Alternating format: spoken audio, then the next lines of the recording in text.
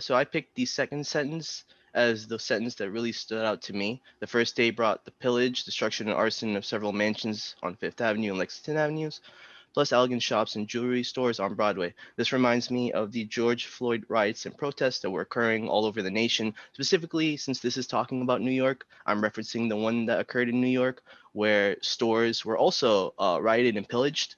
And so I think it's interesting that even now, almost 200 years later, we're still having riots and these debates and arguments over class and racism.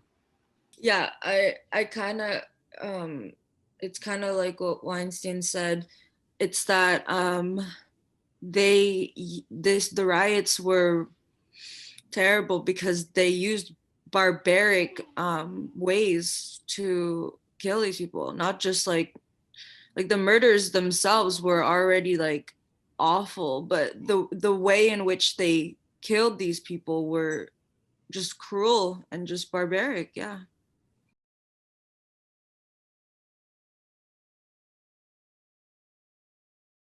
Ready to start? Oh, yeah, it's 10 after 1. We're good.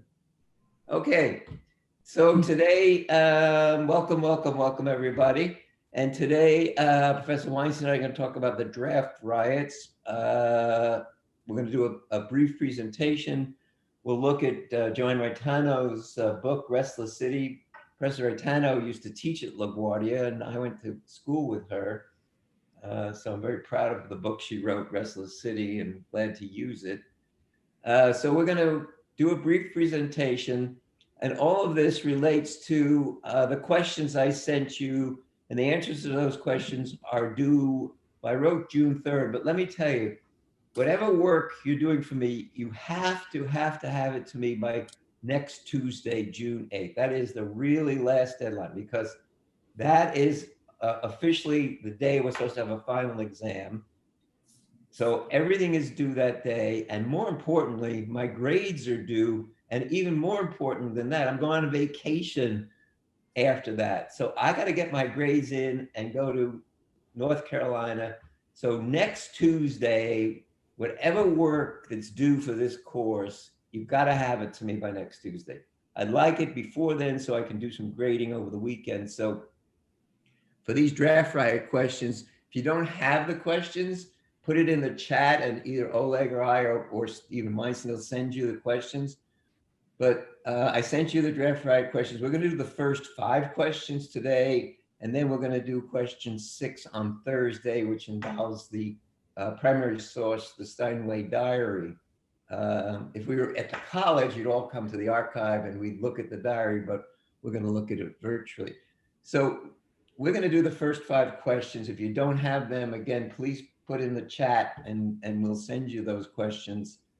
And we're going to begin with Professor Weinstein and myself talking a little bit about how we would answer some of these questions in terms of the draft riots. And then we'll turn to Restless City, where we'll read together, and Steve Weinstein and I will develop some of the answers. So take notes because it'll help you answer these 5 questions.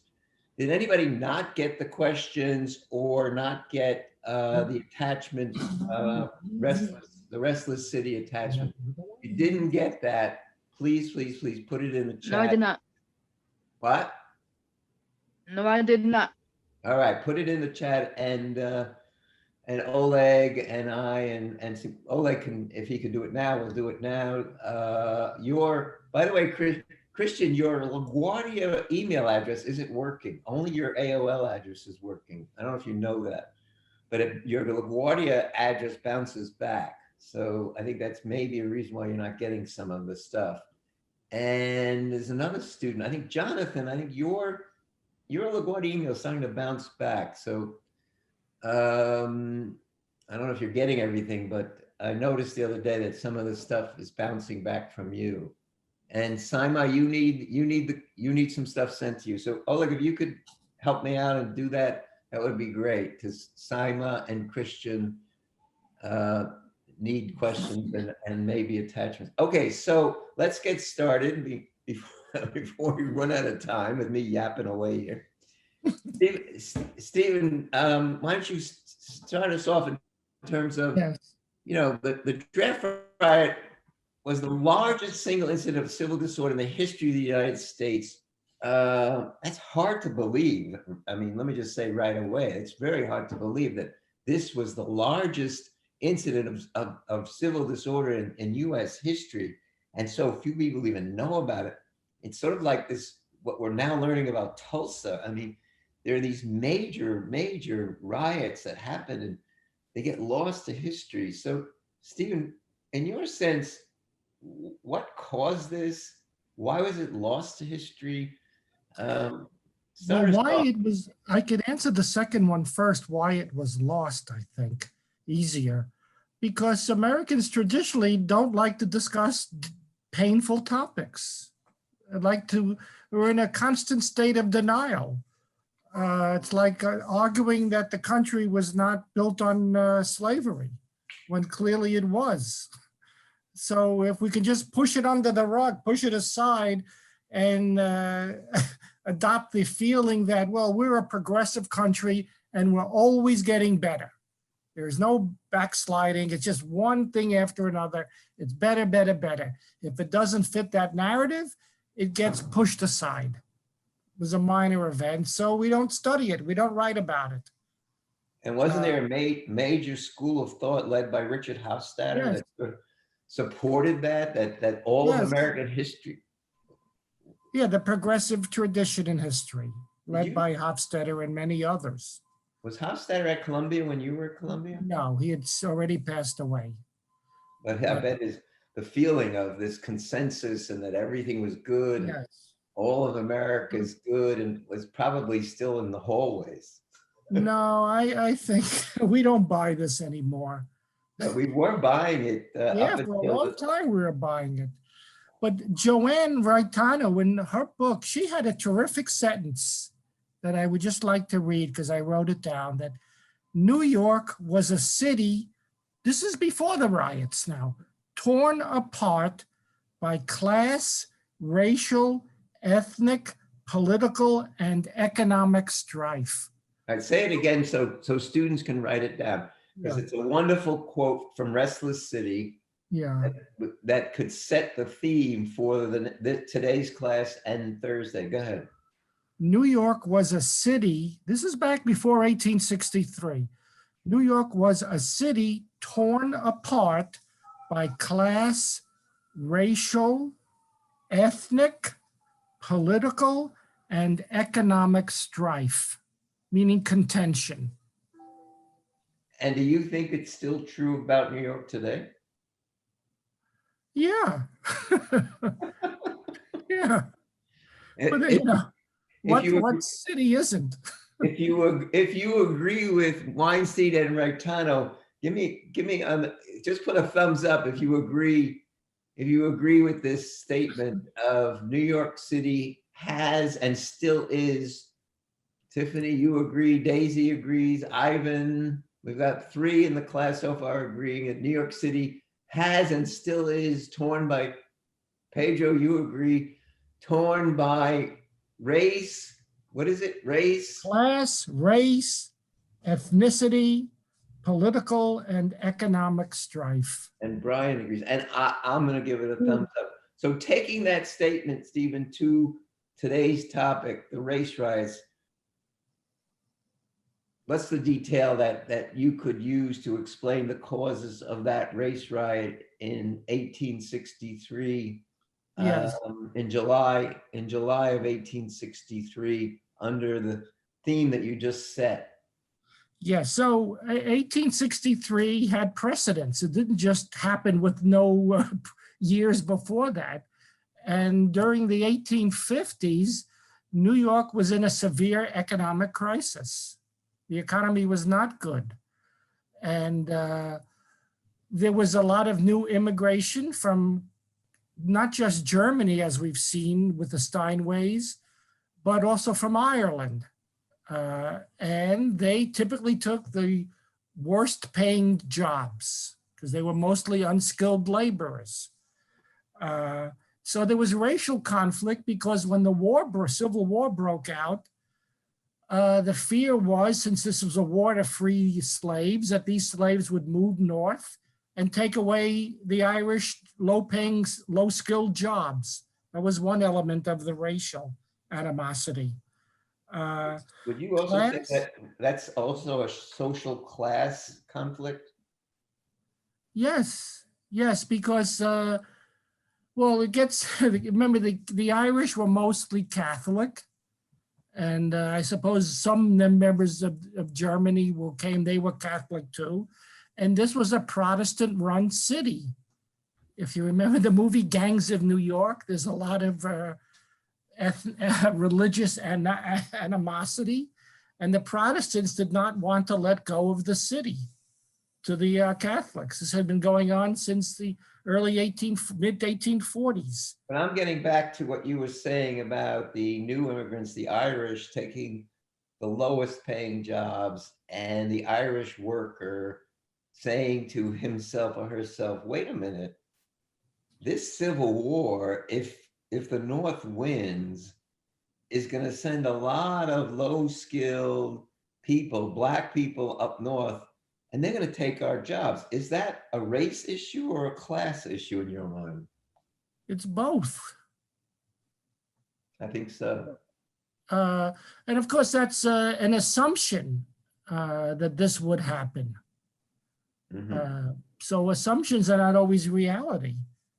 Well, the reality, you did point out earlier about this economic crisis. Yes, but I mean, in terms of Blacks all of a sudden moving north in waves to take jobs. And as we know, war does breed inflation, right? Yes, and there was terrible inflation, and the business class, which was mostly Protestant, clearly, tried to tamper down the inflation by reducing production. And why does war cause inflation? Because the government spends a lot of money on armaments and other necessities. They have to buy uniforms, rifles, food, horses. All of these things cost money. So when you increase demand, meaning the government gets into the marketplace and the supply is constant, that pushes the prices up, because Yes. the person who is selling says, oh, well, there's more demand for my product, I'll just raise prices, right? I mean, that's what causes inflation. Yeah, there's more demand and not insufficient supply. And what about housing? Housing, well, the same there. Where are all these immigrants living? In hovels, basically. I mean, I hope I'm not exaggerating too much, but the lowest, we think tenements, you know, in the late 19th, early 20th century were bad. Well, back in the 1850s, they were much worse. You were lucky to have any running water. I don't know if any of these tenements actually had bathrooms. Everything was an outhouse. So why do we call it draft riots? Why do we call it draft riots? Yeah, both the North and the South, each side was running out of soldiers who volunteered. Traditionally, the government relied on volunteers to fight wars, but there weren't enough volunteers, so the government on both sides had to institute a draft. And the draft, what it was to take place in early July 1863. The problem is that certain people were able to avoid the draft if they had money. If they had $300, if I had $300 and you didn't, I could buy you, in a sense, to serve for me in the draft and Let me get to this straight. fight. So the law said, when they passed this federal legislation, that it's no longer going to be a voluntary army. You don't have a choice. We're going to draft you. We're going to bring you into the military, which is what they did to me during the Vietnam War, and probably you as well, right? I had a very high draft number.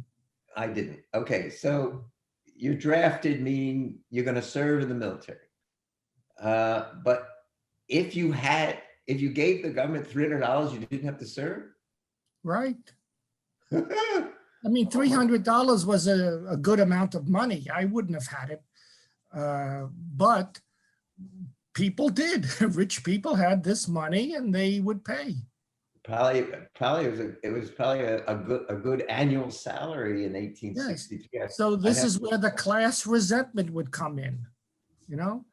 It's And the slogan that was quoted by Joanne Raitano, it's a rich man's war and a poor man's fight. oh, say that again so the students in this class can write it down in terms of the summary of the inequality of the draft riots, of the draft and the protest. Say it again. It's a rich man's war and a poor man's fight. Wow. Wow. This can be related to contemporary times as well. It's the same story, even though there's no draft. Who volunteers? People who have poor job prospects turn to the military for a way to survive, in a sense. But the Civil War turns into a rich man's war and a poor man's fight, meaning that the wealthy. Well, Ivan, let me just turn to you a minute. What does that mean to you, all that was saying about the Civil War and the reaction of the Irish to the fact that if the North wins, what's going to happen to their job? What's your reaction to everything that Weinstein and I are saying, Ivan? It's interesting to see how, people of means were able to get out of that draft. And I think that was also true for the Vietnam War, right? If you come from means, it's always easier to get away from things one way or another. Yeah. Donald Trump and his heel. What? Yep. What did you Donald Trump and his heel. Oh. His father had the money. He bought out a doctor to write a note saying he has a heel problem. Ivan, let me push you a little bit. Have you experienced this in your own life? What? That the people who are wealthier buy advantage that people with less money can't buy. It's we're talking about the Civil War, rich man's war, poor man's fight. But what about today? Do you see that? Have you seen that in your own life? Either from you, your family experience, your friends, your neighbors. Have you seen that? Yeah, I guess. I mean, maybe not super like personally, but yeah, there. If people who are have the means to go to private school, it's usually easier for them. I mean, I have like a few friends that went to private school here, and like comparing coursework and stuff, like they didn't. It was much easier for them to get good grades. It's like they didn't have to do as much work. It was kind of paid for, Yeah. So I think this what we're looking at here. Anybody else want to jump in on that? Anybody else have any thoughts they want to jump in before we go on here? Thank you, Ivan. Weinstein, where does the larger theme of Abraham Lincoln and Emancipation Proclamation fit into this story? Well, in January of that year, Lincoln had issued the Emancipation Proclamation. But please keep in mind that this did not free the slaves. No, this only freed Blacks who had been enslaved, who were enslaved, who came under Union control. Okay. So wherever the Union Army had occupied in the South, those Blacks were freed. And this happened, certainly, but it did not free all the slaves. But wasn't it seen by the Irish community, well, if we win this war, then the Emancipation Proclamation will be for everybody? Yeah, that's the way it was interpreted. And they're going to come and take our jobs. And they had some historical evidence of that, because when dock workers went on strike in New York, in Manhattan, on the various piers, Blacks were hired as strike breakers. So the Irish could see this in their own daily work experience. And they were taking their jobs. Didn't you once show me, or may he rest in peace, Steve Levine, show me that there were draft rights also in Brooklyn? Yes, but this is a contentious, this is a contentious notion, just how severe they were.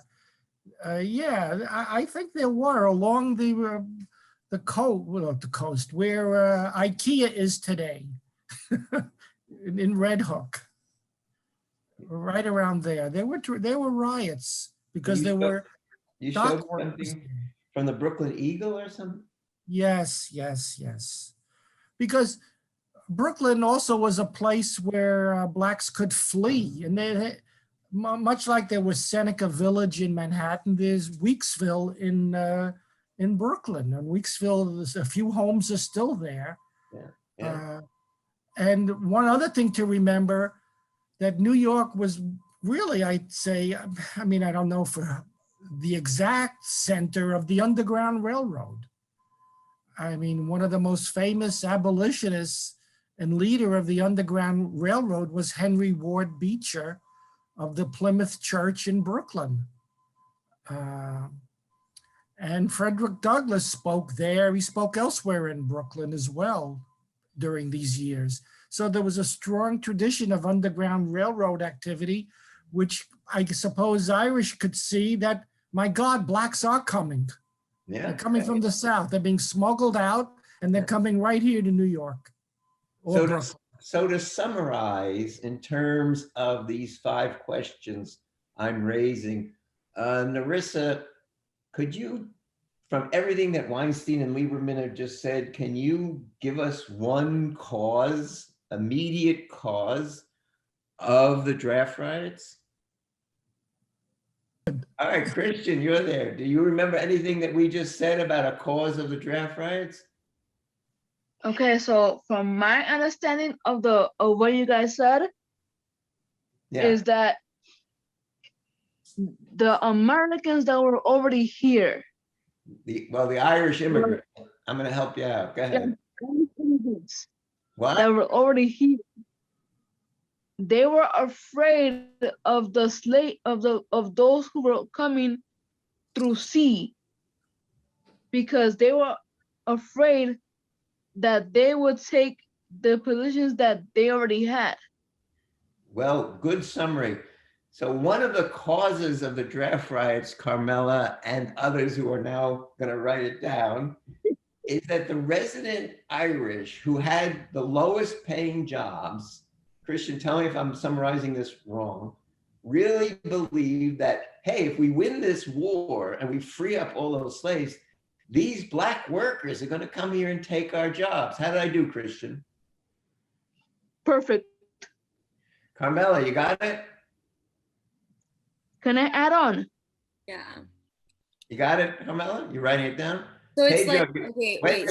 Pedro and Pedro, you got it? Simon, you got it now? It's basically like, I mean, it's like okay. I mean, so it's basically, from my understanding, it's kind of like the ridiculous reason that like racists nowadays will be like, oh, like we don't want immigrants here because they'll take our jobs. And it's like, not really, but okay. Exactly. Christian, that's exactly what I was saying. Christian, I agree. And I think Weinstein, perfect. Say it again so others can write down. Everybody get ready to quote Carmela, because she's doing something very important. She's taking this information about the draft riots and giving us her own thoughts and moving it to the present day. So Carmela, go at it again so others can jot it down. I mean, so I wrote this down. I said the resident Irish thought that if they freed the slaves, that the slaves were going to take their jobs, which is comparable to nowadays when discussing immigrant rights. People say the same thing. They say that the immigrants could take our jobs, but it's not really accurate, I think, in this day and age. Yeah, we don't want those people from the Philippines coming here because they're going to take our jobs. I knew that. Yeah. I knew that would get a smile. Yeah. Right. Exactly. You're not going to be able to teach history anymore. They're going to come in and take your job. They're going to come in and take our jobs. And Weinstein, what do you think about comparing the draft riots to what Carmela's talking about? It's an appropriate comparison. Yeah. No, I have something else to say. Realistic, but it is, because think of all the it's not a joke really, it's a ha-ha joke. But what happened if all the Mexicans disappeared from California? Bro, it would be so bad. My entire workplace is is all Mexican. Like all I do is eat Mexican food. Like Well, that's my one thing, but there's a movie my about house that. cleaners all are also Mexican. Like I love all of them. So I'm like if they disappear, I'm screwed, man. You wouldn't right. get any food because who's picking the crops? So let's My turn. God. It's funny because it's like no, the Mexicans that I know, we're not picking the crops. It's like all my managers are Mexican, all of our receptionists and all the people that do the same job I do are all Mexican. Great, great. So let's turn to Restless City. Oleg, can you do a share screen and we turn to 26A, Restless City, before we run out of time?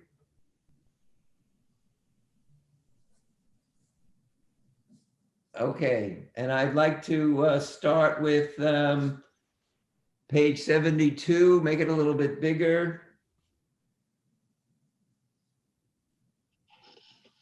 Now I can't see anything. All right, I want that bigger. Yeah, now move it up, the destructive aspects.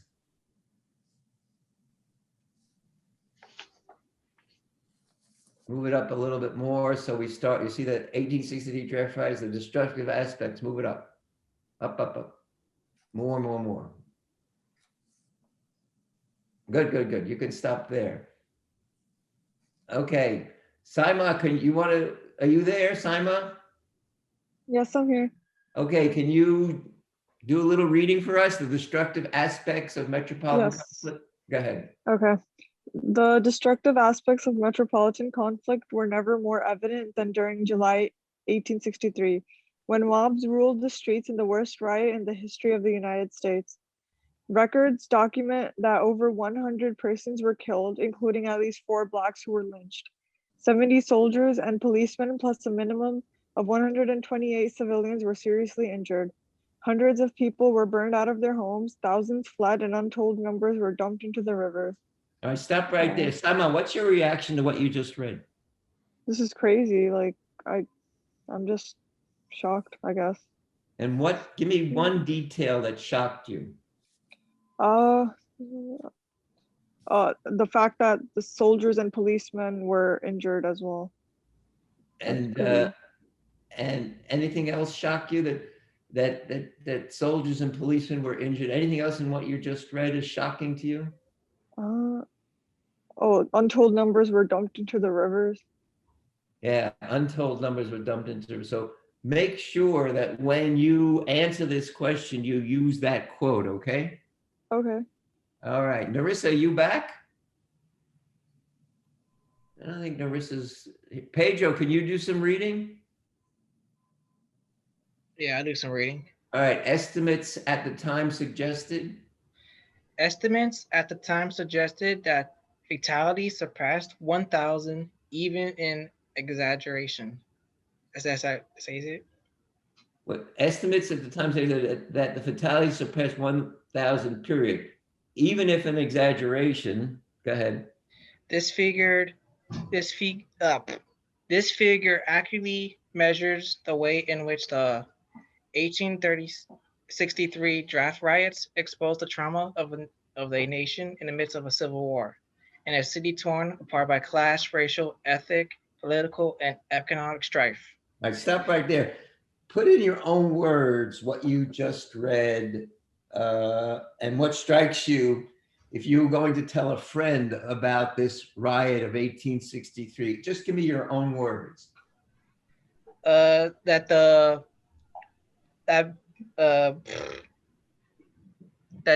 riot was seen as a civil war, and which many people ended up dying because of either the race, class, ethnic, and the political things with them.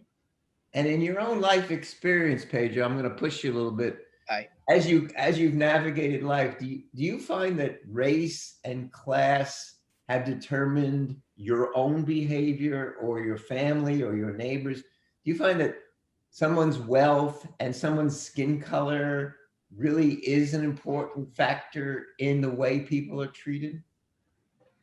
In some cases, like yeah, but for example, I seen like people be complete jerks sometimes because like certain things, like if you're poor they might make fun of you because of it. I seen people struggle because of this stuff. So let me just push you one more time in terms of the word struggle. In part, we're reading about a city that was torn apart by race and class. Have you seen families, individuals also torn apart because of money and because of their skin color? I have not seen that personally, but yeah, I do believe that does happen. Okay. I want you to, when you write about this, I want you to put that into your writing, okay? I I got want you. you to take it from the Civil War to your own sense of life in New York today, okay? Mm-hmm. I think it'll make the writing more important. Ole, can you move this up to circumstances, the immediate cause of the riot? Yeah, right there. Atta, are you there? Atta. Uh-oh, we Yes, lost. Professor. I was trying to type it in that my phone, like my mic wasn't working. Oh, I see. Ole, what happened? You had it really nicely placed. All right, circumstances. Now move it over, Oleg, so we can read it. Good, good, good. Okay, Atta, could you start reading with the immediate cause of the riots? Because this talks directly to the first question in the homework. All right. The circumstances. The immediate cause of the riots was the inauguration of a national draft. Facing bitter military combat and declining enlistments, Congress authorized the nation's first draft. Anti-draft rallies called by Fernando Wood were blamed for inciting the mob to attack the Provost Marshal's building on the 3rd Avenue and 47th Street, where the draft lottery was being conducted. Overwhelming the few police on hand, German and Irish rioters, led by firefighters who were angry about not being exempt from military service, destroyed the draft apparatus and ironically set the building on fire. As the flames spread, the draft was halted, but 12,000 people swarmed through the Upper East Side and business was paralyzed. I stop right there. Atta, in your own words, what struck you about what you just read that you would want to tell other people about or that surprised you? So I would say that since I work with a lot of firefighters and I know that it's a public health service, and in the first draft, I don't think they're still exempt to this day if they get called on. So firefighters, anybody in the public health service were not exempt from being drafted, and that led to a lot of commotions that even though they were working on the civilian side of safety, they still weren't granted immunity from drafting on the military side, and that caused a lot of uproar, which led to a lot of rioting. And they were actually the flag bearers of the riots, that they were the front person that led the riots. Excellent. Will you please, when you answer this question, will you please put that in? Because I really need all of you to take the details of the draft riots and internalize it and play with it with your own minds and then bring it to your own life experience. And Atta you just did it perfectly. And Atta, will you just do it one more time so people can take notes on what your reaction was to what you just read about the draft riots? Just one more time. All right, Professor, I'm gonna try. I don't always remember what I say, but I'll do it. All right, so the rioting was started by, it was led by firefighters who were pissed off that they weren't immune from going to the draft, even though they worked on the safety side of the civilian section, and that they should have been granted immunity since the work that they do on the military side, since they have firefighters. I don't know if they did have firefighters back then in the military side, that they should have been granted immunity, but since they were overlooked on the public safety side, they were pissed off and they led the riots, and it caused a lot of uproar. Great. Thank you. Sarkar, would you like to do a little reading? Okay. Okay, Oleg, move it over to the next page. The draft was intertwined with other issues. Can you move it over?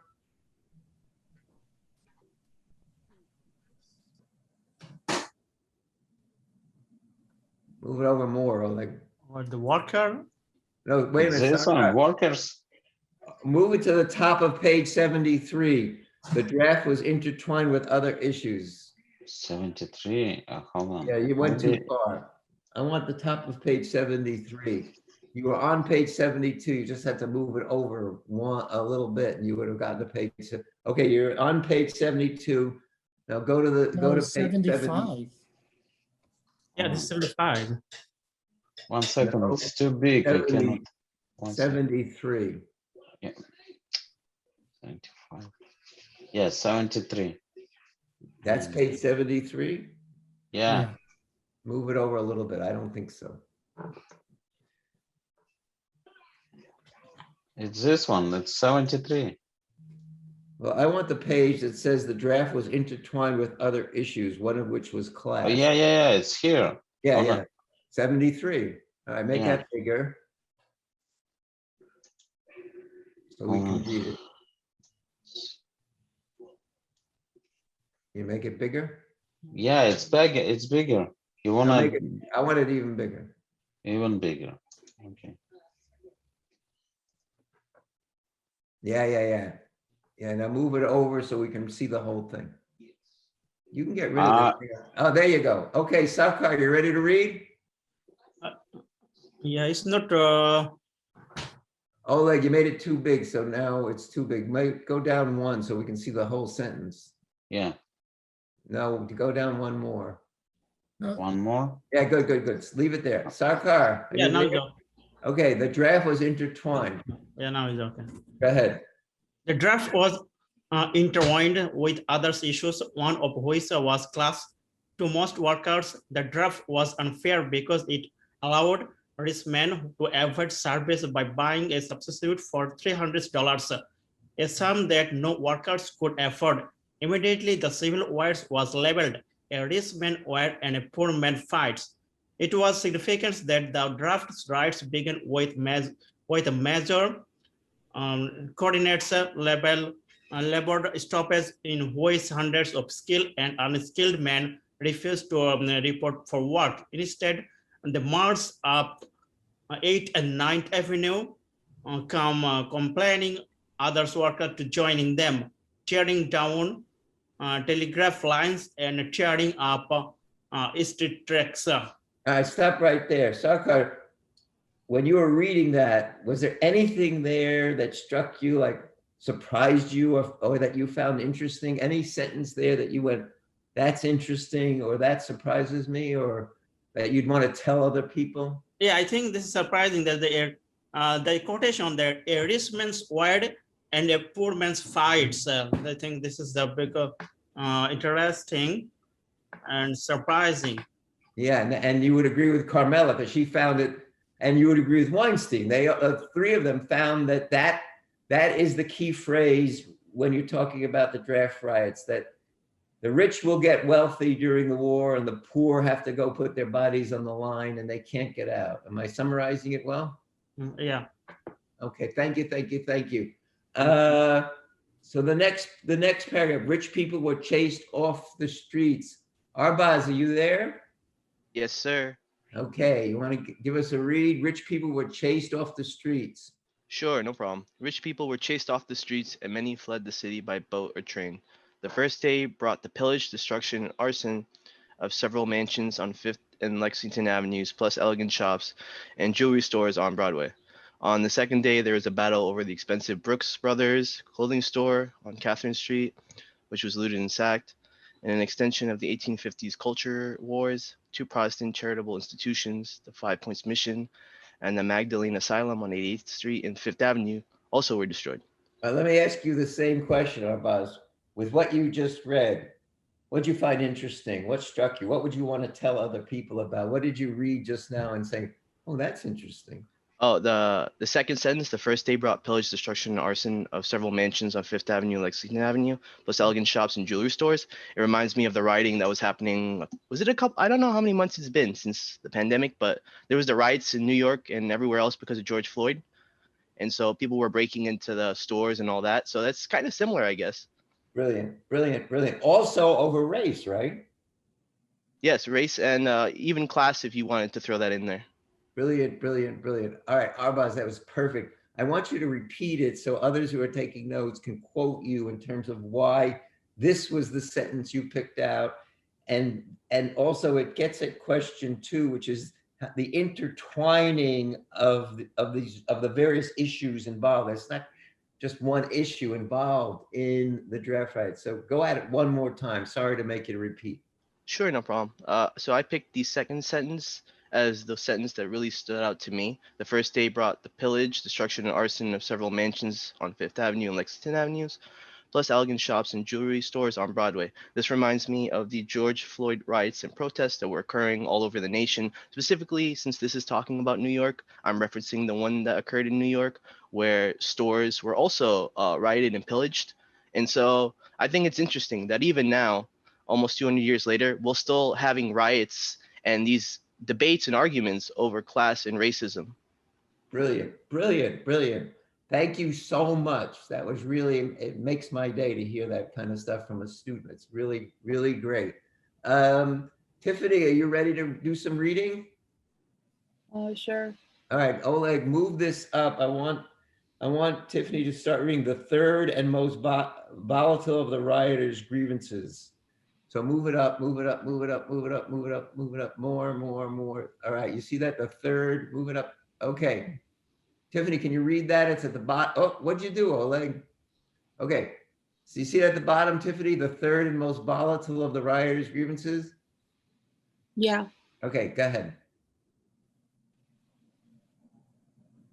Hello? Are you there? The third and most volatile of the rioters' grievances revolved around race. From the very first day, African Americans were the mob. Rioters yanked blacks from streetcars, assaulted them at work, and attacked them on streets. A Mohawk Indian who was assumed to be black died from wounds inflicted by the mob roaming through the city. White. All right, Oleg, next page. I can't page see. Yeah, we're going to go to page 74. Oleg, take us to page 74. White, and then the top of the page, white workers. That's page 75. Move over, over, over, over, over, over. Okay, there you are, Tiffany. White workers. Hello? Yeah. White workers warned employers. I can't see it on my screen for some Oh, you reason. want to make it bigger, Oleg? Can you make it bigger? You see it now? Tiffany, can you see it now? Nope.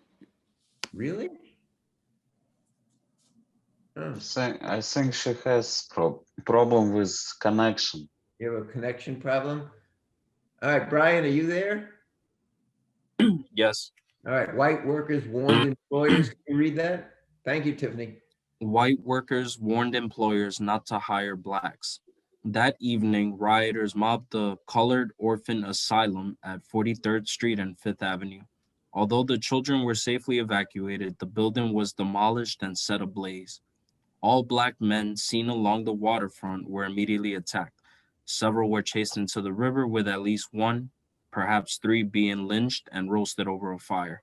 All right, stop right there. First, I'll ask Tiffany, then I'll ask you, Brian. Tiffany, Tiffany, what struck you about what you and Brian just read? What would you pick out as something you went, oh my gosh? The first part of the paragraph where they were pulling blacks out of their cars and basically like beating them.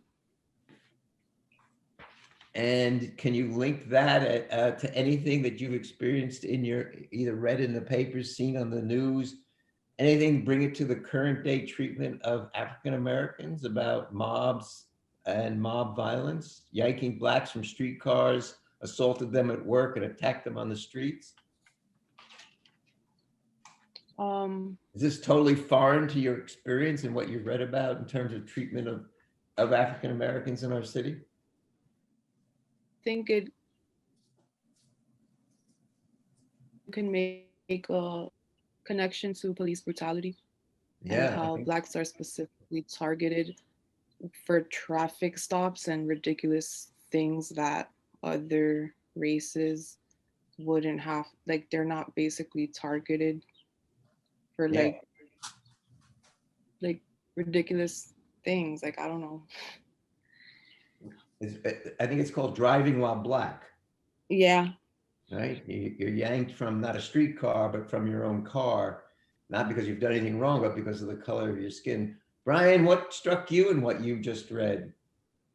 The fact that black people were getting attacked at random, because it says all black men seen along the waterfront were immediately attacked. So there wasn't no second guessing it. They were just attacked.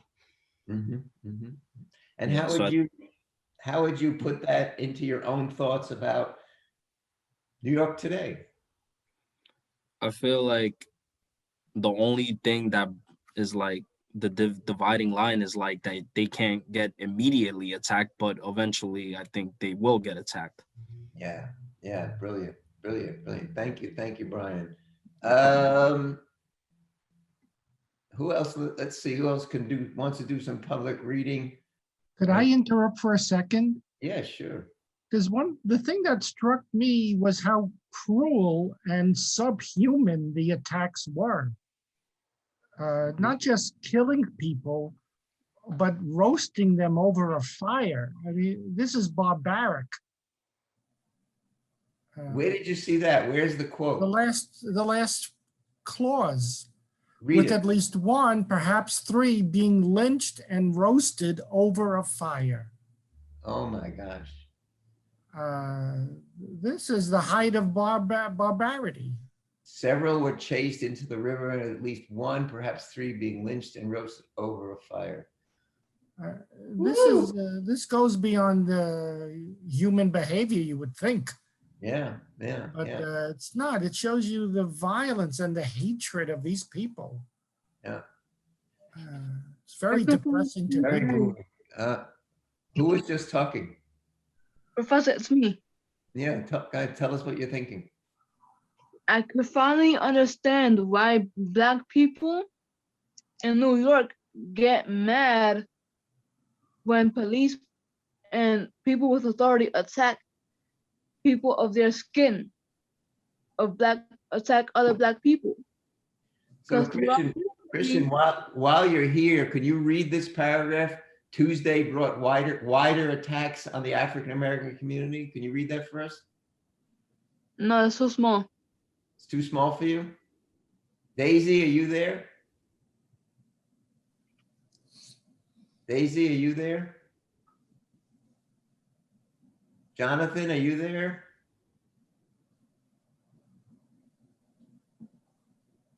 Professor, I'll read it. Where is it? Coming to my rescue. Carmela, you're wonderful. All right, Tuesday brought wider attacks. Can you see that? Yeah, but like, can I not say the N-word? Yes, you cannot say the N-word. Awesome, cool. I don't want to read it. Okay. Tuesday brought wider attacks on the African American community and cries of opposition to the N-word, abolition, Black republicanism. Tenements, boarding houses, brothels, and dance halls and stores owned by or serving Blacks on the waterfront and in Greenwich Village were targeted with their owners chased out of the neighborhood. Blacks in Minetta Lane mounted a valiant defense, but to little avail. A Black sailor was murdered on an Upper West Side pier by a crowd of people who alternately jumped on him, knifed him, and smashed him with rocks. Oh my God. The son of an interracial couple was stripped, beaten, and almost lynched until rescued by some Germans. Attempts were made to burn the home of a Black abolitionist. The Tribune called it a perfect, and I can't see it anymore. Perfect reader. So I heard you under your breath say, "Oh my gosh." What were you reacting to, Carmela? What was it? What caught your inner soul? The one about the Black sailor. Yeah. I don't know, like it's okay. This sounds weird, but like, you know, like if I hear that somebody's killed by like gunshot or knife, like it's still scary, right? But it's like that's what people usually use. But like to smash someone with rocks, like that's brutal. Like that is barbaric. Here's the sentence again. Find it. A Black sailor. It says, it's like in the middle of the paragraph. It says Blacks in Minetta. It says a Black sailor was murdered on an Upper West Side pier by a crowd of people who jumped on him, knifed him, and smashed him with rocks. So not only one person, but a crowd of people got knives and rocks and killed this guy. And that is the answer to question 4, by the way, those of you taking notes. And Carmela, I'm sorry to ask you to repeat. I'm not going to ask you to read that sentence again, but I want you to repeat your own reaction to how the draft riots were the most brutal riots the nation had ever experienced and remain so to this day. Give us your personal reaction to what you just read. That's what I want to hear. Yeah, I kind of it's kind of like what Weinstein said. It's that the riots were terrible because they used barbaric ways to kill these people. Not just like the murders themselves were already like awful, but the way in which they killed these people were just cruel and just barbaric. Yeah. And it gets to the point of understanding the history of the treatment of the Black population to this day. That's an important point, to this day. What we were saying earlier, we like to think of American history as the good old days. Ha ha, good old days, right? Being smashed by rocks. Oh my God. This is a sailor. Woo! In front of a crowd too, like on a pier. So that means it was like there for everybody to see. Like it was like almost like the thing is that really shocks me about these murders is that they just like made it this very public thing. That's what as I noticed that a lot of the times like these murders were kind of made to be like a show, like for the people doing it. Like they didn't care much for the lives that they were taking, and they made it like this public agenda thing. Like it was awful. Well, I want you, Carmela, and others to write about this. And Weinstein, I want you to respond to this after I say it, that I want to rename this, not the draft riots in New York City, but the massacre of 1863 in New York City. Stephen, what do you think of that before we take a break? I think that's an appropriate word to use. This was a massacre, an indiscriminate massacre. Yeah. Anybody in their way, the mob's way, was brutally beaten and killed.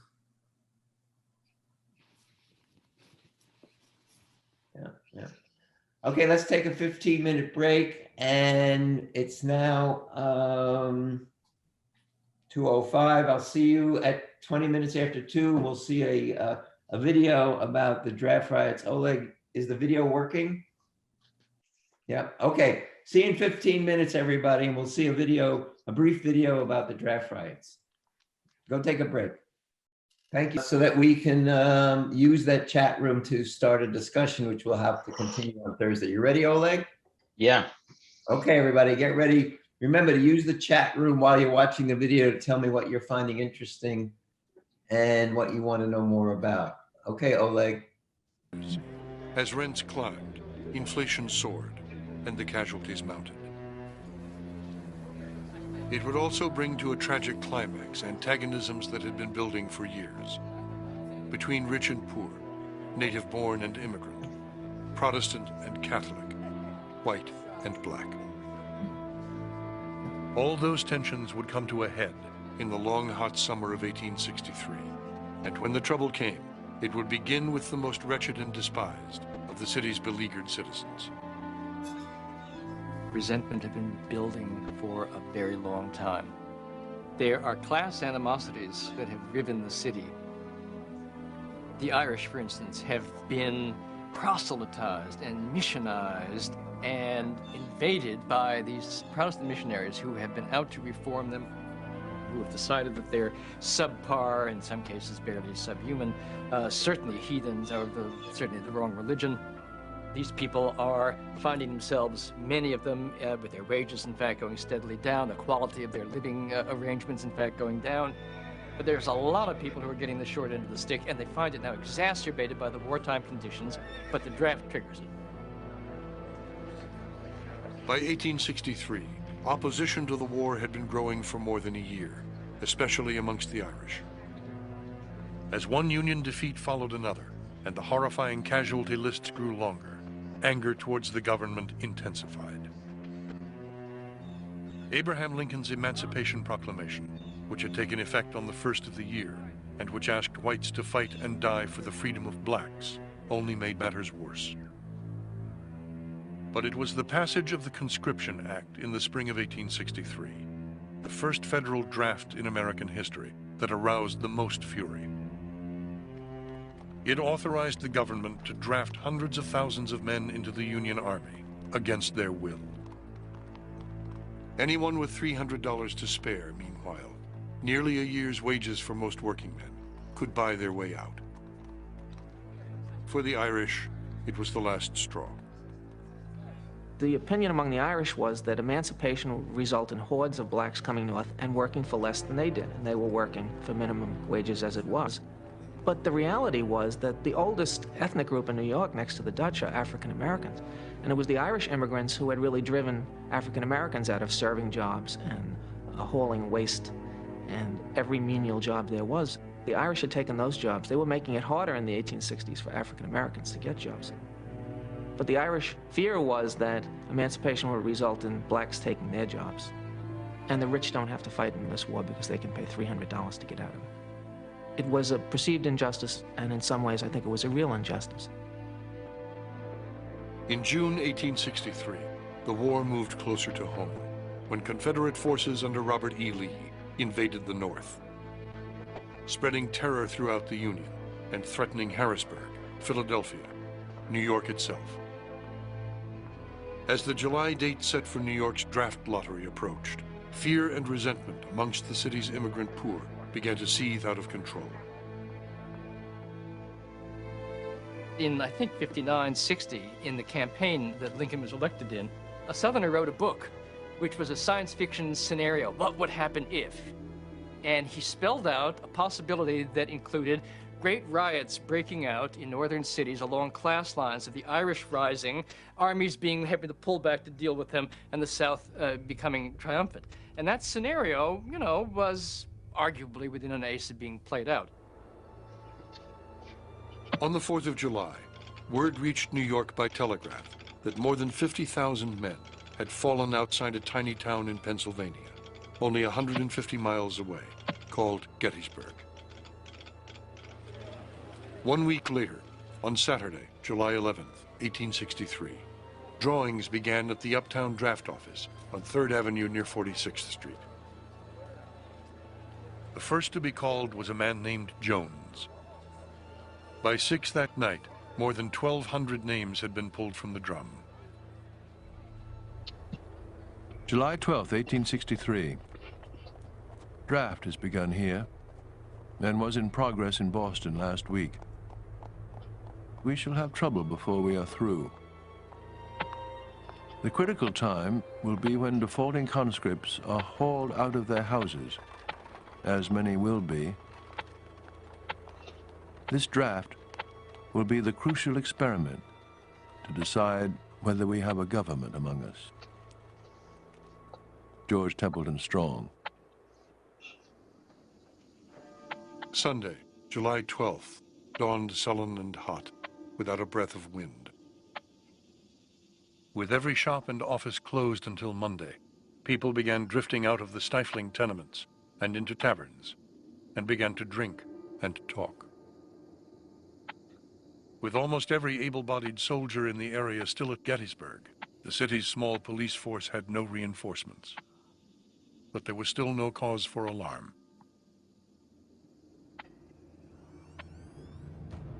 Sometime after midnight, the mood changed. Towards dawn, disturbing reports began filtering into police headquarters on Mulberry Street of gangs of angry, drunken men roaming the streets.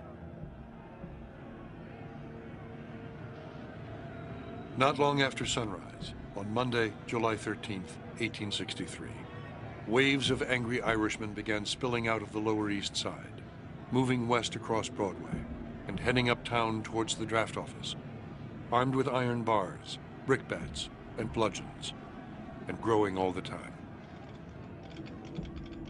At 8:30 a.m., an urgent dispatch went out from police headquarters. Trouble brewing. Telegraph lines cut. Rush large force. The mob was composed of the lowest and most degraded of the foreign population, mainly Irish, raked from the filthy cellars and dens of the city, calling at places where large bodies of men were at work and pressing them in. Their numbers rapidly increased to thousands. It was a strangely weaponed, ragged, coatless army as it heaved tumultuously toward 3rd Avenue, a telegraph operator named Charles Chapin remembered. By 9 o'clock, the mob had grown to 5,000. By the time it reached the draft office, it had swelled to 15,000. And then the violence began. The enraged mob beat through the scanty police guard, smashed and burned the draft office, then turned their fury on a detachment of 32 militiamen, beating and kicking one soldier to death, then turning on another. The mob grabbed him and, taking him to the top of the rocks, stripped his uniform of him. And after beating him almost to a jelly, threw him over a precipice some 20 feet high on the hard rocks beneath. The New York Tribune. By 11:30, the federal draft had been officially suspended in New York, and the city itself was in a state of siege. The scene on 3rd Avenue at this time was appalling. It was now noon, but the hot July sun was obscured by heavy clouds, which cast dark shadows over the city.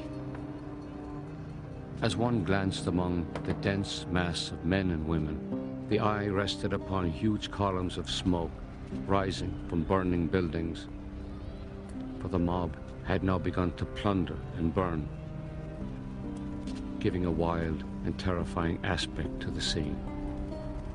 Charles Chapin. They cut the telegraph bars, like Indians did out west when they had to cut the communication system. And the reason that this rising can take place is because there's no army here. The army has, and in fact, a good deal of the local militia are off fighting Gettysburg. Now, Gettysburg is over, but Lee's army is wounded and dangerous and in the area, and could, in fact, perhaps make an end run and, attack Washington, attack New York. So they're kind of pinned down there for a while. So they have the opportunity of no military presence, and they explode onto the streets. The draft riots represent the closest that New York City ever got to a revolution. It was just a sort of explosion of blind rage. There's no doubt that the biggest, most fundamental cause were, masses of immigrants, many of them Irish, who'd come to the United States with the promise of leading kind of a good life and had found that promise vacated. We're living in misery, we're living in shacks. All day, marauding mobs of infuriated immigrants rampaged up and down the island at will, destroying streetcars and train tracks, looting and burning the Armory on 21st Street, the Harlem Temperance Room, the Magdalene Asylum for Aged Prostitutes, and Brooks Brothers on 5th Avenue, as well as the homes of police officials and prominent Republicans and politicians of any kind, and the rich. The riot over the next 3 days, it's the largest incident of civil disorder in the history of the United States. The crowds do a couple of things. One, they go after those that they think are the agents of this war. They go after the New York Times. Huge crowds surge down and try to attack the Times building. And Leonard Jerome, one of the owners, is up on the roof with Gatling guns, sort of trained on the crowd. They, head for Wall Street, although Wall Street is the most vigorously defended of all. There are naval gunboats that are brought up to train on the crowd, and hot oil is being prepared by, employees up on the roof. But they go after individual rich people, and because class divisions are played out on the street sartorially, they'll say, there goes a $300 man, and they'll mob them. Or they'll go to Gramercy Park and try and sort of smash up homes. So they attack upwards, and they also attack downwards. Because on the one hand, they hold blacks responsible in some sense for this, because, if there hadn't been blacks, there hadn't been slaves, there wouldn't be any of this stuff. That's what it was about. Just pure racial hatred and fear.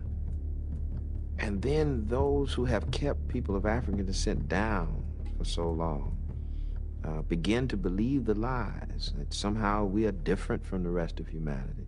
Somehow we don't deserve our equal rights. Somehow we deserve to be abused and mistreated.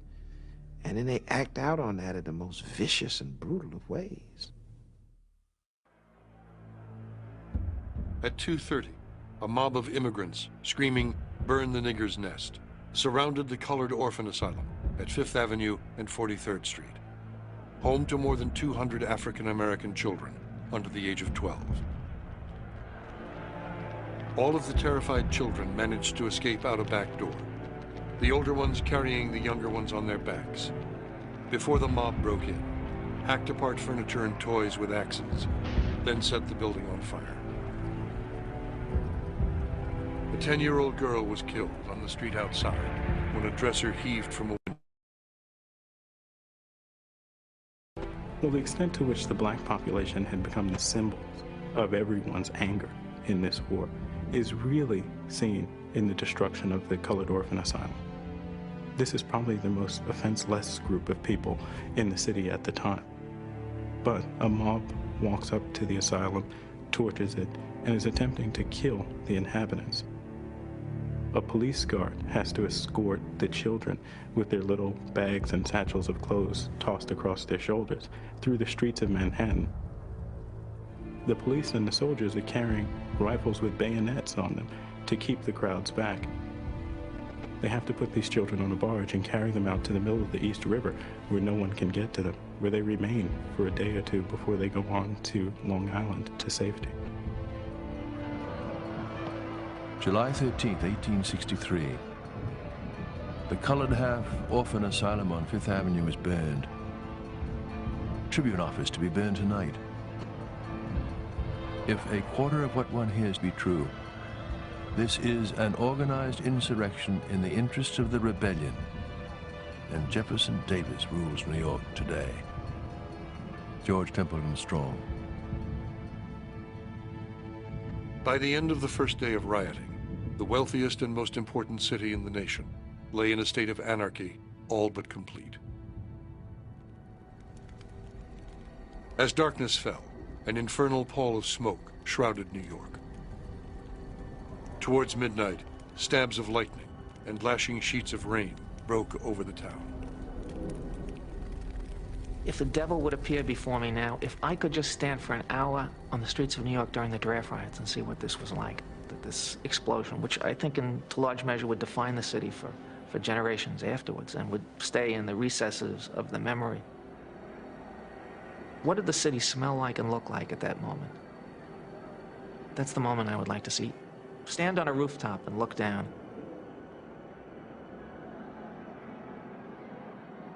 No sleep.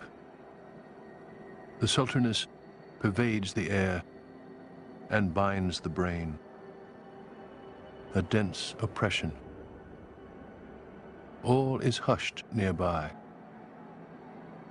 Yet fitfully from far breaks a mixed surf of muffled sound, the atheist roar of riot. The town is taken by its rats, ship rats, and rats of the wharves. And man rebounds whole eons back in nature.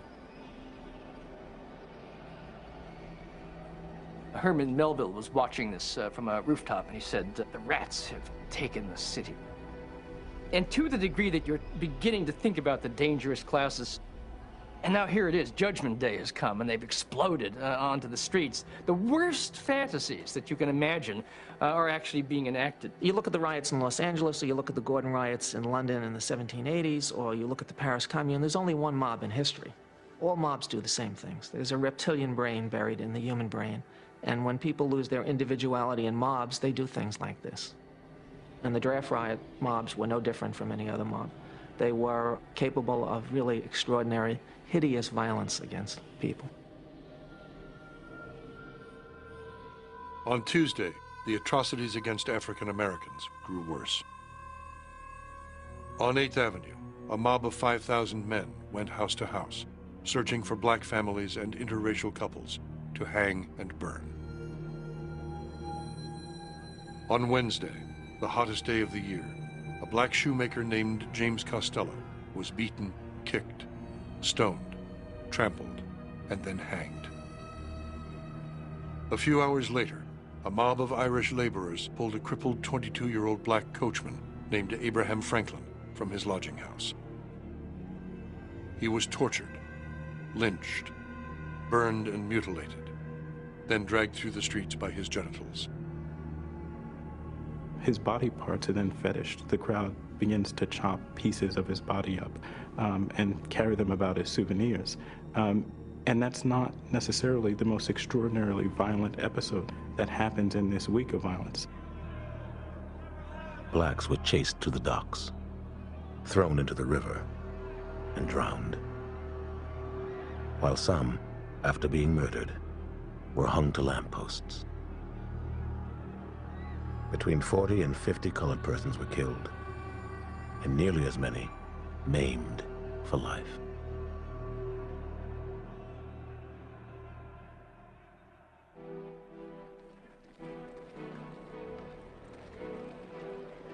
Around 10 o'clock on Wednesday night, after 3 full days of anarchy and violence, the 1st Union reinforcements, the 65th New York Regiment, finally began arriving by ferry from Gettysburg.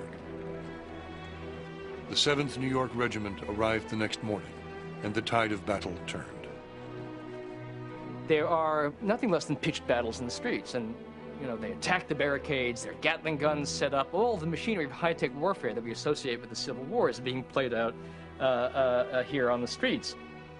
But once the military power was fully brought to bear, it took several days, but in fact, the resistance was crushed. We soon cleared the streets, and then commenced searching the houses, killing those within that resisted, and took the remainder prisoners. Some of them fought like incarnate fiends and would not surrender. All such were shot on the spot. The fight lasted about 40 minutes.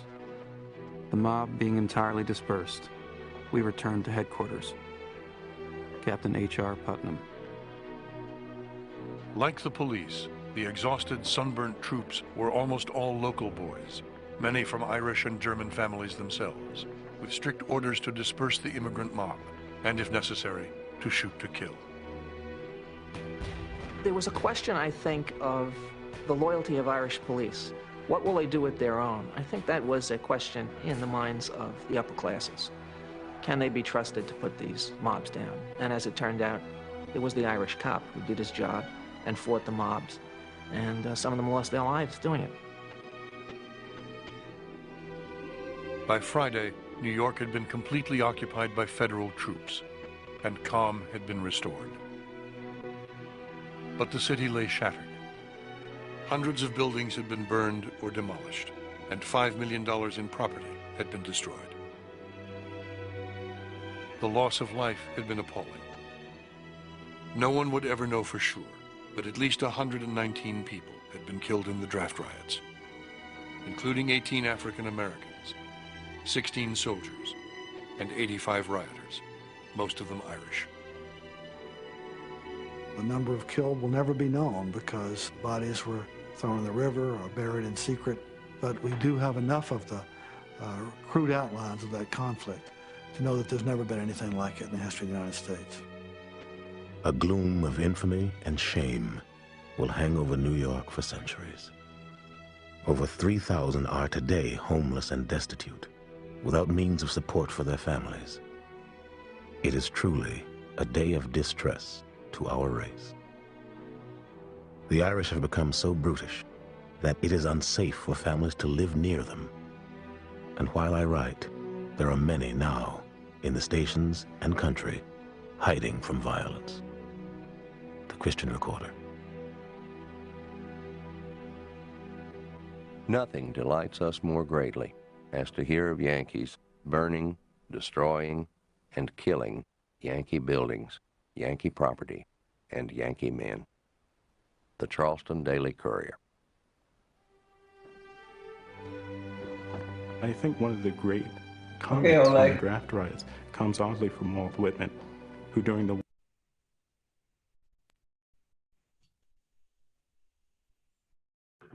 Wow. It's more powerful than I really remember it. I'll give you all another few minutes to write you in the chat room, your reactions, your questions to this powerful film we just saw. So let's take a minute and use the chat room to write down your response, your questions, what interested you, what you want to say in response to this history of New York City. Weinstein, you have some gut reactions to this? It's very sad, very painful to watch this. And I'm not, the worst of all time, I don't see how this is not worse, or rather, what happened in Tulsa is worse than this. We certainly have examples coming up these days of a history that was not the good old days for... As bad as this was, I think Tulsa killed more people, destroyed more people's livelihoods, and was equally vicious. That's what we're finding out. But what strikes me when I'm just watching this video is that, you know, as a historian and as a New Yorker, if someone had, before I read about this and learned about it, I would have said, oh yeah, that's Alabama, right? I mean, I would have placed this in the South. To swallow this as the history of my own city is still really difficult. I have to say, it's still really difficult for me. It's very hard to accept that it happened. And I think that's why it was pushed under the rug. Yeah, yeah. White students had not been told about this. Yeah, yeah. No, it's just, and it must be told, yeah.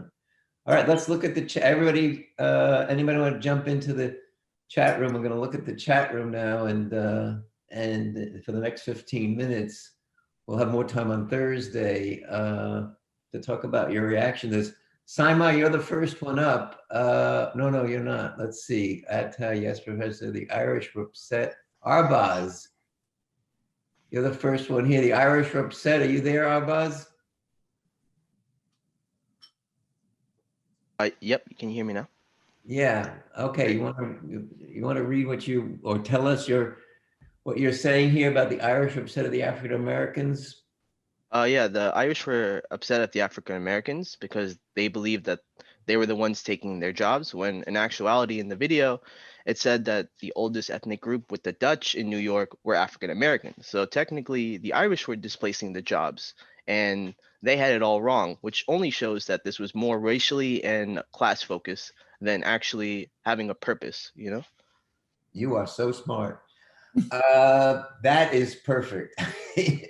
It's so striking. I just can repeat what you said, that the Irish in their fears say, oh, blacks will come north and take our jobs. When what you just said, it was in reality the Irish immigrants who took the black jobs, right? And it was the Italian immigrants who took the jobs of being in the barbershops from the blacks. I mean, every job you can look at with immigrants is the African Americans were here first with the Dutch. So I'm just repeating what you're saying, but I applaud you in terms of what you're saying, and it's striking when we look at history, right? It's very striking. Weinstein, you want to jump in on that and say anything? Yeah, I was also, that caught my attention when the narrator said that. And also the idea that the Irish were promised a better way of life when they left Ireland. But I don't know that much about the famine in Ireland, but it's almost like I thought they had to leave. Conditions were so bad there. I don't know if anybody was promising them that anything better, because anything would have been better than what they had left. I think the interesting point is what Arbaz is saying is that Yeah. this resentment ignores the real history that, hey, wait a minute, you took the black jobs and now you're protesting because blacks will come and take your jobs. There's something wrong with that story, right? I mean, it's thank you, Arbaz. Christian, men who pay $300. You want to talk about that, Christian? It's weird, but also rare how men paid $300 in order not to fight. And Christian, does this surprise you? Yes. Do you find in your own life experience that the wealthy can buy themselves out of trouble? A bit. Huh? A bit. Well, do you have an example? No. Think about it, but I think what this is saying is that if you had $300, you're right. I mean, if you had $300, you could buy yourself out of the draft. But in my sense of history, in terms of social class and the privilege of the wealthy, you could find examples in your own life, all of you in the class, where the wealthy can buy themselves out of trouble. Weinstein, what do you think about that? I'm thinking of the entire judicial system, where if you have money, you can afford a lawyer who can get you off, so to speak. Whereas if you have to rely on a public defender, you have less of a chance, or you could afford bail as well. So money certainly plays into inequality in terms of justice. Yeah. Carmela, you want to talk about your, oh my gosh, what you responded to?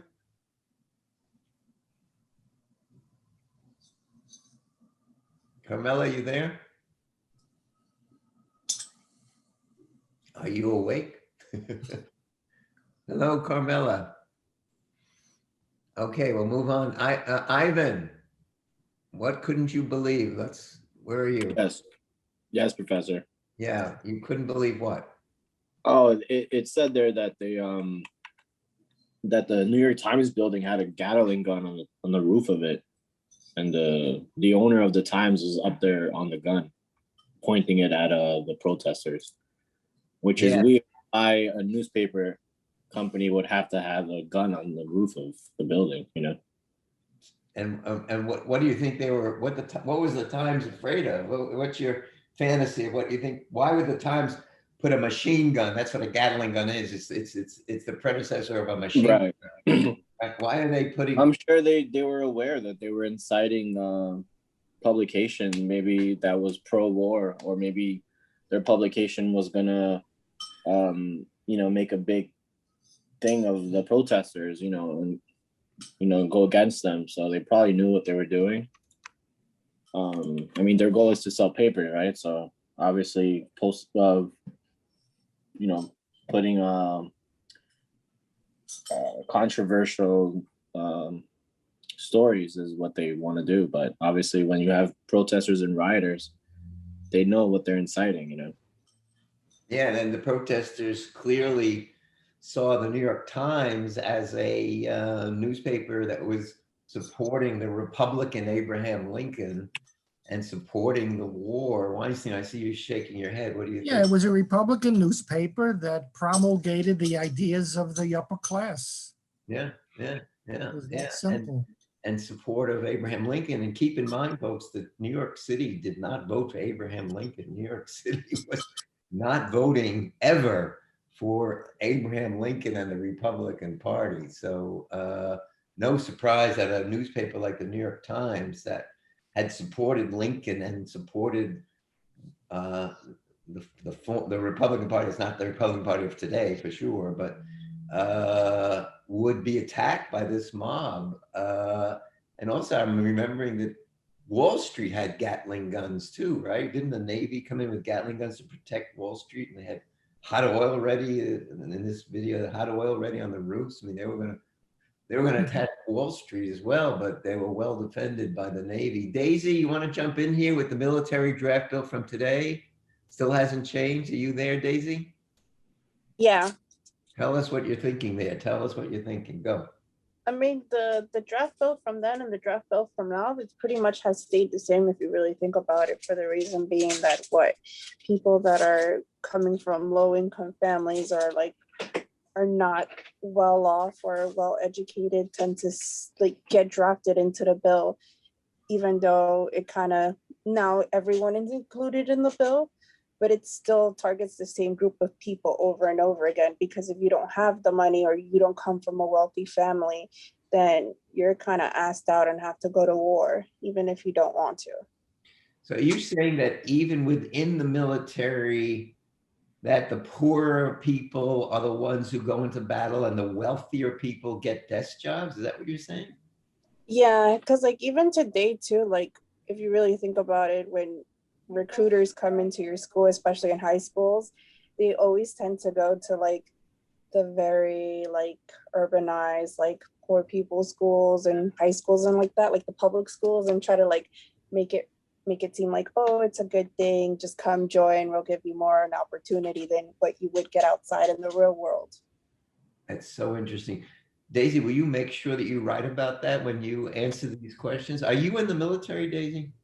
I actually enlisted.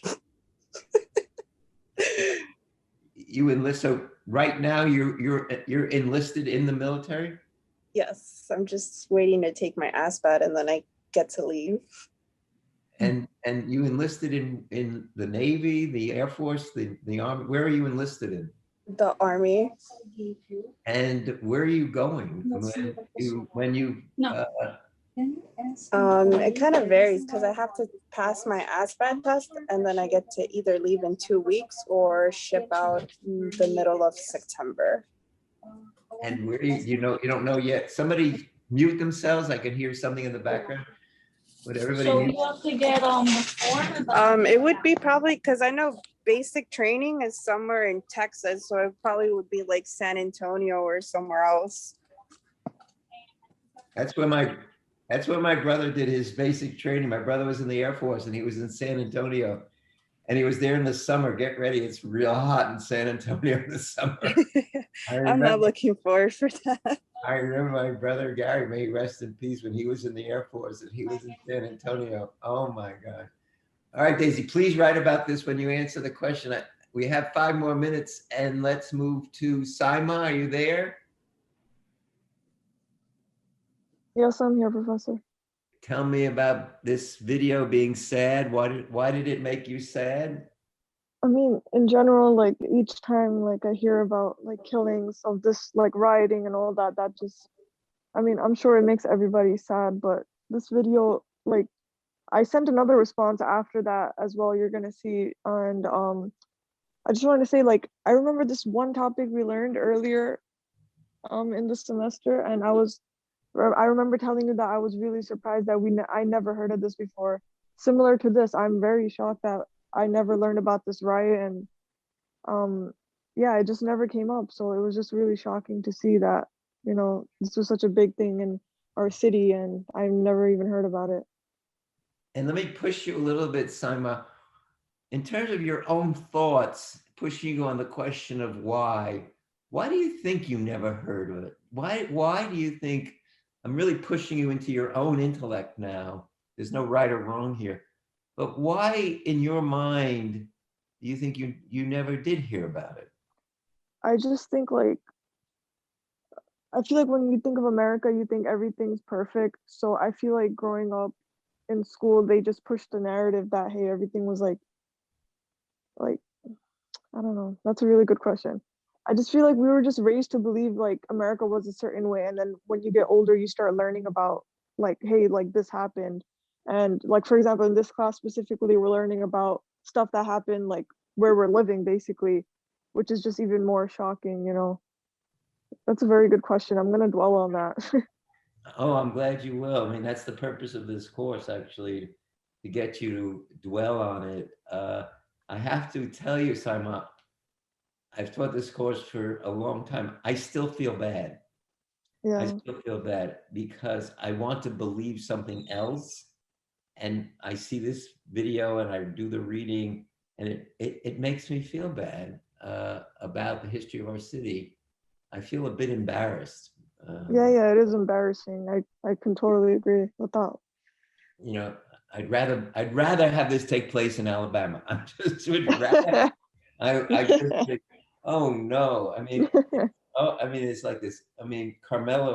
I don't know if you're still there, Carmelo, but it was this. Oh my gosh. Oh my. I just feel so emotional about it, and I think it makes for really good writing, Saima, for you to write about this and to think about this. I'm very moved by what you've been saying. Ivan, you want to take us home with your why do they have, or did we already cover that? I think we covered that, yeah. All right, Narissa, you there? I'm here, Professor. All right, take us home. We got another few minutes here. It's crazy that this was considered. Tell us what you're thinking there. Oh yeah, I was just saying that it's crazy that it was considered to be one of the biggest riots in New York, and yet most of us never heard about it. I think Simon just spoke a little about this. And I think the why is because maybe New York feels ashamed of like their dark past. So instead they just decided to live in like a constant state of denial. Like what Professor Weinstein was saying earlier, that they just decided to push everything under the rug and keeps it hidden. I'm going to push you, Narissa. Do you think that's true with family histories? I think that's a little bit true, yeah. Because you mostly hear about like the nice stuff about our families, not the bad things. Yeah. I think that although we're finding out about this about New York City, I think we could all take this to our own families and apply the same thing about what Professor Weinstein was saying about sweeping things under the rug. Everybody, if we were in person, I just saw Weinstein nodding. I'm sure I could see a lot of people nodding. That this type of history, it's not unique, Saima and others, that it's not been taught and it's been swept under the rug, because I think in general this is what happens to history. And I would say this is why it's so boring. This is why most people find history, because it's like you hear about this stuff in the classroom and you read about it, you go, this just doesn't sound right, and it's just, I mean, the real history is so much more interesting. I mean, just as a historian. Weinstein, you want to take us home with a final Only comment? that, the mainstream textbooks consider an event like the draft riots to be an aberration. You want to define that word, aberration? Out of the ordinary. This is not we're only teaching what, happened to most people and this is unusual and out of the ordinary, and it's not relevant. Yeah, but it's the largest, it's one of the most important riots in American history, happening in one of the most important cities in the nation. Yes. Wow. That's all I can say is wow. And I'll see you all. You have to consider who the victims were, and they're the invisible population, even though they're all around. Well put. Okay, folks. Anyone have a final comment out there? Did I hear someone talking? Yes. Go ahead. How is it not historical? Oh, I think when 119 people died. Yeah. Well, Christian, I want you to write about that and think about it in terms of this question. What is it that gets erased in history? And here's my more important point. Why does it get erased? And I really, like Saima is going to think, I want you to think about it too. And I will be thinking about it too. And let's start Thursday's class, Christian and Saima and Narissa, with some thoughts about that, about why, because that's my favorite question, because it pushes your intellect to really dig deep into your own thoughts. So enjoy the rest of the day. I'll see you Thursday for our last class. And thank you very much, Professor Weinstein. Thank you, thank you, thank you. And take care, and I'll see you Thursday. Bye. Bye. See ya. Bye-bye.